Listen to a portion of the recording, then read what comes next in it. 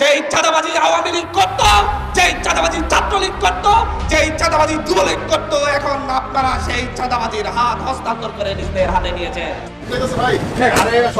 এই ছবি আর্কাইভ হয়ে থাকবে, ঠিক আছে? ইতিহাস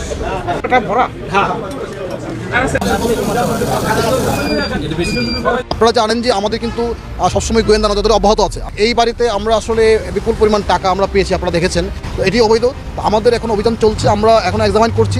সারা বাংলাদেশে চাঁদাবাজি করে, দখলদারিত্ব করে, বাসায় বাসায় গিয়ে চাঁদাবাজি করতেছে বৈষম্য বিরোধী ছাত্র আন্দোলনের সমন্বয়করা।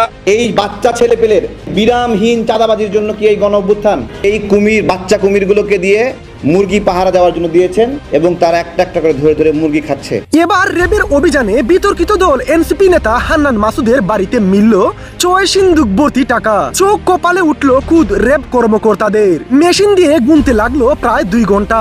এ যেন রীতিমতো রাতারাতি আলাদিনের চেরাগ পেয়েছেন এনসিপি নেতা হান্নান মাসুদ। অবশেষে শেষ রক্ষা আর হলো না তার। এমনিতেই নানা সমালোচনা ও চাঁদাবাজির মধ্য দিয়ে আত্মপ্রকাশ ঘটে এই বিতর্কিত দল এনসিপির। সম্প্রতি চাঁদাবাজির অভিযোগে বেশ কয়েকজন এনসিপি নেতা গ্রেফতার হওয়ার পর তারপরে এর সূত্র ধরে এনসিপি নেতা হান্নান মাসুদের বাড়িতে চিরুনি অভিযান চালায় র্যাব। এরপরেই বেরিয়ে এলো থলের বিড়াল। ৬ সিন্ধুক ভর্তি টাকা। মেশিন দিয়ে গুনতে লাগলো প্রায় ২ ঘন্টা। যদিও র্যাবের কাছ থেকে আসল টাকার হিসাব না জানা গেলেও জানা গেছে এনসিপি নেতা হান্নান মাসুদের বাড়িতে প্রায় ৫০ কোটির মতো টাকা পেয়েছে র্যাব। এর আগেও এনসিপি নেতাদের ১৫০ শতাধিক গাড়ি বহর নিয়ে বিভিন্ন জায়গায় শুডাউনে তাদের নিয়ে মানুষের মধ্যে তৈরি হয় মিশ্র প্রতিক্রিয়া। রাতারাতি কিভাবে এত সব টাকার যোগান পাচ্ছে এনসিপি, এটা শুধু সাধারণ মানুষের মনে সন্দেহই রয়ে গেছিল। কিন্তু এবার আর তাদের চাফাবাজিতে শেষ রক্ষা হয়নি। আস্তে আস্তে পর্দাফাশ হচ্ছে তাদের।